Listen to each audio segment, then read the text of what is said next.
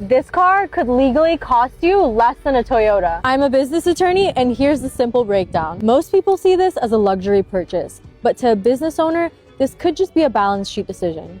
Under the Internal Revenue Code, certain vehicles may qualify for accelerated depreciation. So certain SUVs with a gross vehicle weight rating over 6,000 pounds could be eligible for enhanced deductions under Section 179 with additional first-year depreciation available. That means that a meaningful portion of the purchase price could be deducted in the first year that the vehicle is put into service, assuming it's primarily used for business and properly substantiated.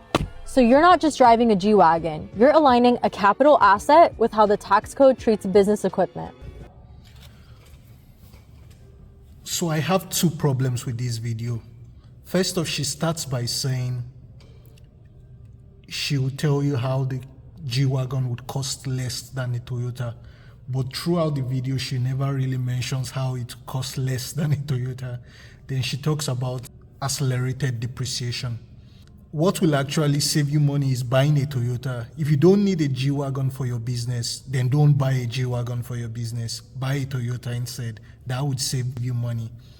On the other hand, she talks about accelerated depreciation, which, the IRS allows you to. But there are certain conditions that need to be met, which she didn't go into details on.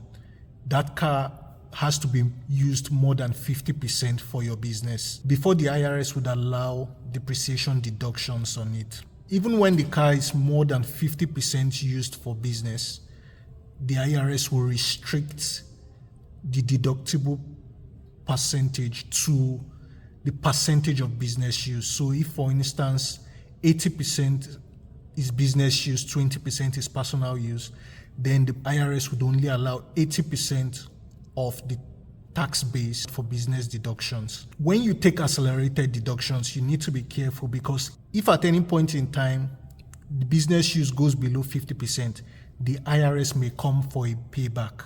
It's usually called a depreciation recapture. In addition, once you go the actual deduction route, you cannot take standard deduction for mileage in the future. You will then have to maintain a documentation for business trips. If you like this kind of content, like, comment, share, and also subscribe to my YouTube channel.